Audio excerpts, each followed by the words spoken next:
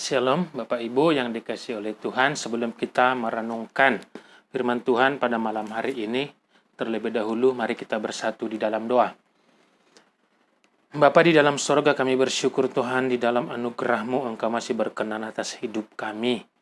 Kebaikan-Mu dan berkat-Mu senantiasa Engkau nyatakan dan Engkau curahkan bagi hidup kami. Dan pada saat ini Tuhan, kami mau merenungkan firman-Mu. Mari Tuhan menguduskan, menyucikan hati dan pikiran kami, sehingga kami dapat mengerti dan memahami dan melakukannya di dalam kehidupan kami. Mampukan kami, kuatkan kami, sehingga hidup kami boleh dilengkapi di dalam kebenaran firman-Mu. Dalam Kristus Yesus kami berdoa dan bersyukur. Amin. Firman Tuhan bagi kita pada saat ini dari kitab Yehezkiel pasal yang ke-33 ayat 7 sampai dengan ayat yang ke-11. Kitab Yehezkiel pasal yang ke-33 ayat 7 sampai dengan ayat yang ke-11. Firman Tuhan, "Dan engkau anak manusia, aku menetapkan engkau menjadi penjaga bagi kaum Israel. Bila mana engkau mendengar sesuatu firman daripadaku, peringatkanlah mereka demi namaku. Kalau aku berfirman kepada orang jahat, hai orang jahat, engkau pasti mati.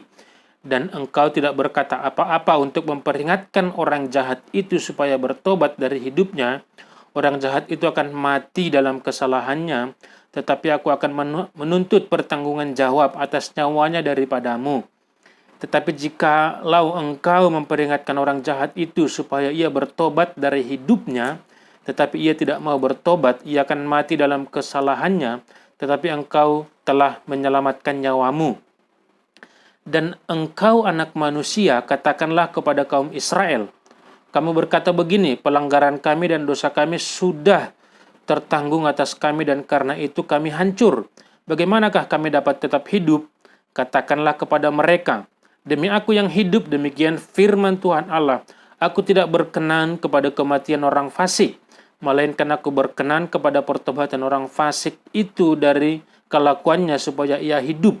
Bertobatlah dari hidupmu yang jahat itu.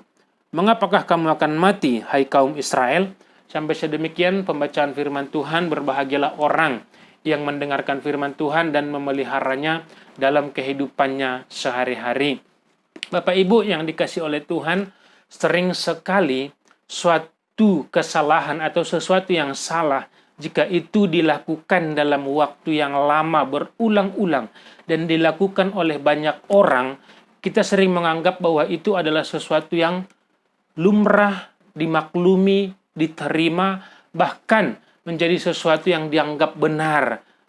Kita dapat melihat di dalam birokrasi bangsa kita ini, kita tahu bahwa korupsi itu bukan sesuatu yang benar. Tetapi karena dilakukan terus-menerus dan sudah dilakukan hampir di seluruh aspek kehidupan bangsa dan negara kita, kita menganggap itu suatu kebenaran, suatu kebiasaan dan sudah menjadi hal yang biasa-biasa di dalam hidup kita.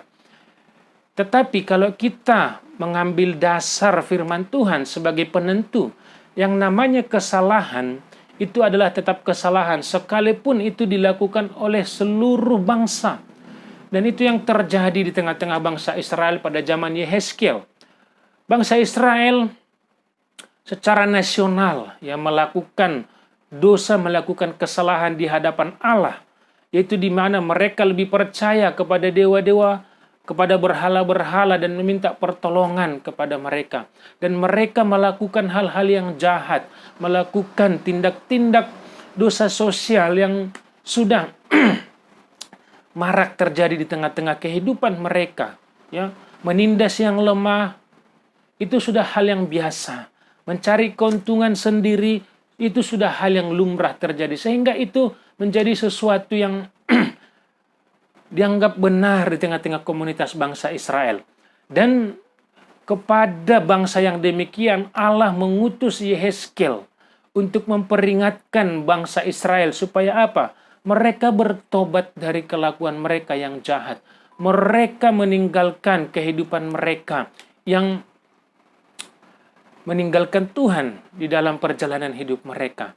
Yehezkiel dipanggil oleh Tuhan untuk menjadi penjaga bagi bangsa Israel. Kita tahu penjaga itu tugasnya adalah apa? Mengawasi, memonitor, dan mengambil suatu tindakan ketika ada sesuatu yang salah. Memagari supaya tidak melenceng dari batas-batas yang sudah ditentukan. Itulah tugas Nabi Yehezkiel di tengah-tengah bangsa Israel. Memperingatkan bangsa Israel untuk bertobat kembali kepada kebenaran. Untuk meninggalkan perilaku hidup mereka yang tidak benar di hadapan Tuhan.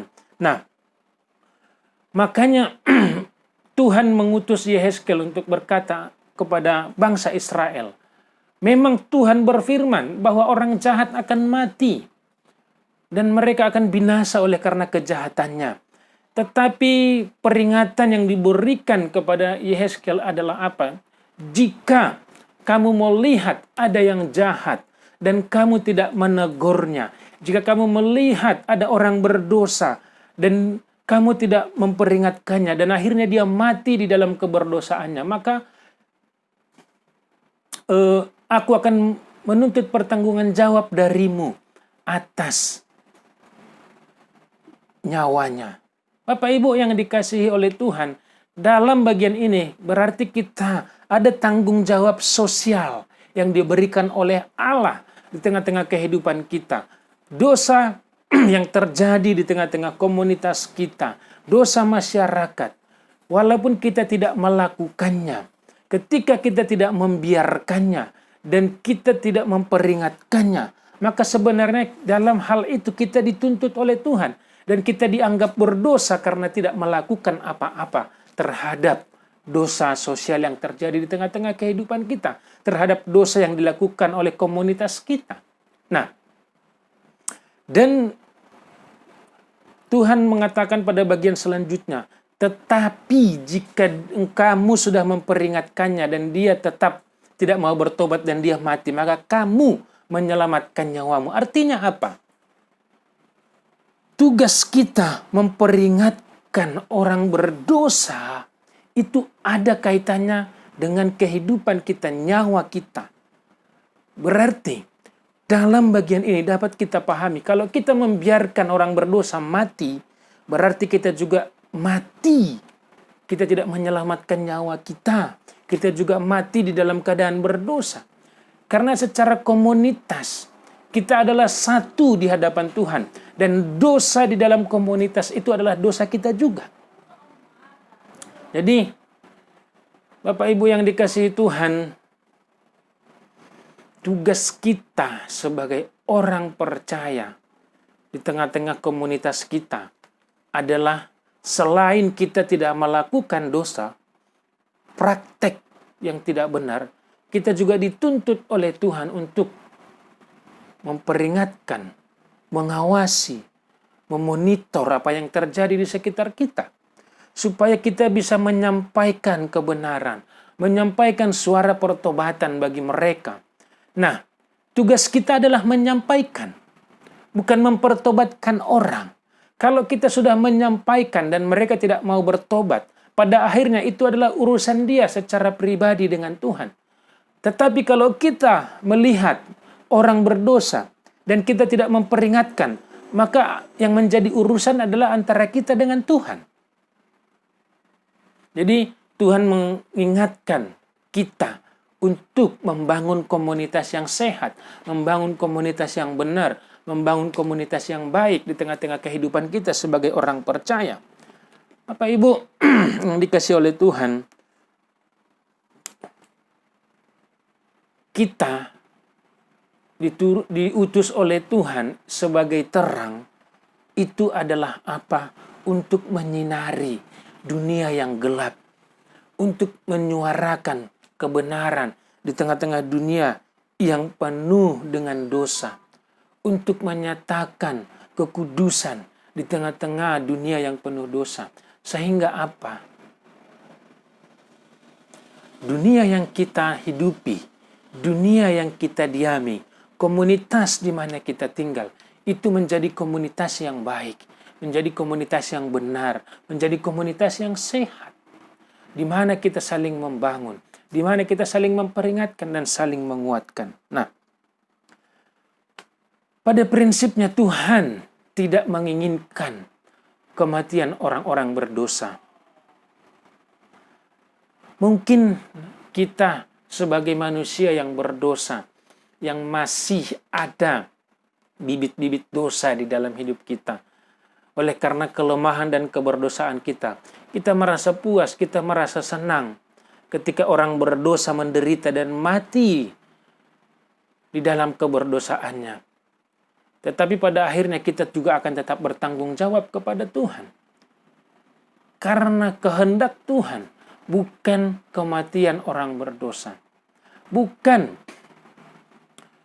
kebinasaan orang berdosa. Tetapi adalah apa? Supaya orang berdosa bertobat dan berbalik dari jalannya yang jahat. Supaya apa? Mereka boleh dipulihkan. Mereka boleh dihidupkan di dalam kebenaran. Nah, mungkin kita merasa apatis ya. Mungkin kita merasa pesimis dengan keadaan kita yang sekarang. Dunia yang sudah gelap, dunia yang sudah penuh dengan dosa. Tetapi satu tugas kita adalah tetap untuk menyatakan, menyuarakan kebenaran. Mungkin kita juga sudah mulai bertanya-tanya kepada Tuhan. Tuhan, sudah banyak peringatan-peringatan yang disampaikan kepada orang-orang berdosa. Kenapa mereka masih tetap hidup di dalam keberdosaannya? Tetapi itu bukan tugas kita untuk menentukan kapan seseorang bertobat, kapan waktunya seseorang meninggalkan hidupnya yang penuh dengan dosa dan berbalik kepada kebenaran. Itu adalah tugas Tuhan. Itu adalah tanggung jawab Tuhan. Sama seperti yang dikatakan oleh satu Petrus kepada jemaat di Asia Kecil. Ya. Mereka begitu mengharapkan hari Tuhan, penghakiman Tuhan datang segera karena melihat ketidakbenaran di dalam kehidupan mereka, di tengah-tengah komunitas mereka. Sehingga mereka bertanya-tanya, Tuhan ini ingat enggak sih akan janjinya? Ingat enggak sih? Atau kadang kita juga sering bertanya, dongkol, kesal di dalam hati kita. Bahkan saya sering mendengar, kenapa ya orang-orang jahat ini tidak dibinasakan oleh Tuhan saja? Kenapa ya orang-orang jahat ini sepertinya dibiarkan oleh Tuhan? Kenapa mereka enggak dipanggil oleh Tuhan sehingga dunia ini menjadi dunia yang lebih baik?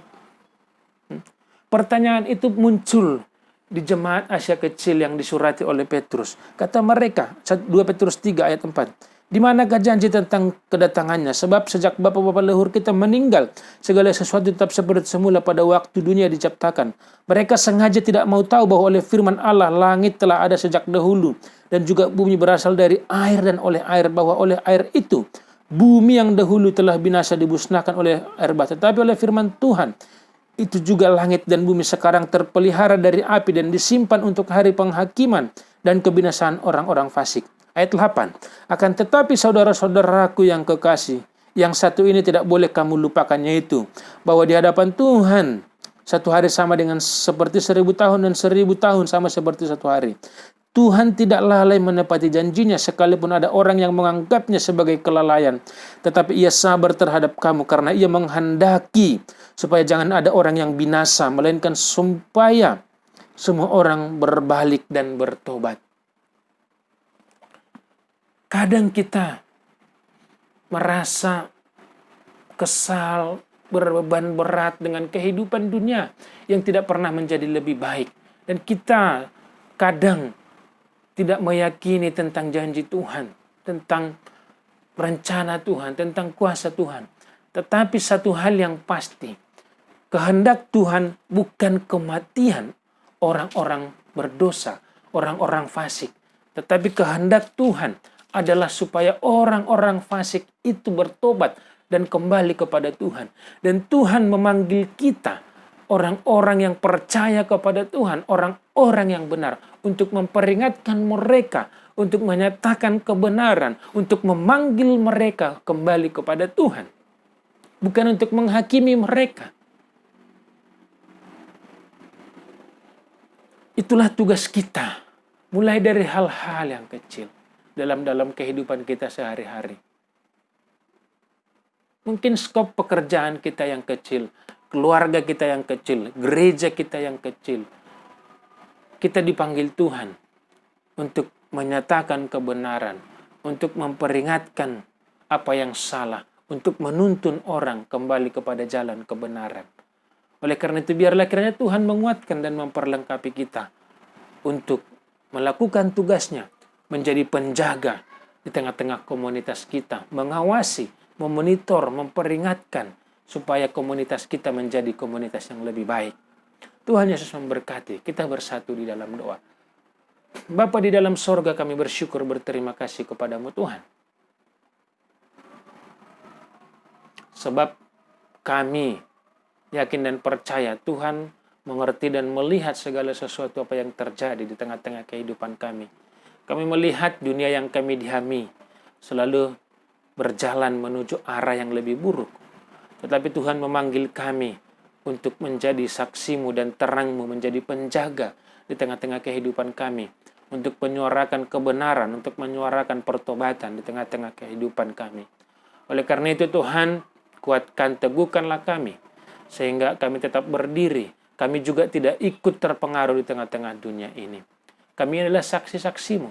Oleh karena itu perlengkapilah kami. Dan kami bermohon kepada Tuhan, Engkau tetap memelihara kehidupan kami, kebutuhan kami, kiranya Engkau limpahkan dari kemurahan-Mu. Gerejamu, bangsa dan negara ini, seluruh keluarga secara khusus tengah-tengah jemaat-Mu GKI Kuala Binga Engkau berkati. Dalam Kristus Yesus kami berdoa dan bersyukur kepadamu. Amin.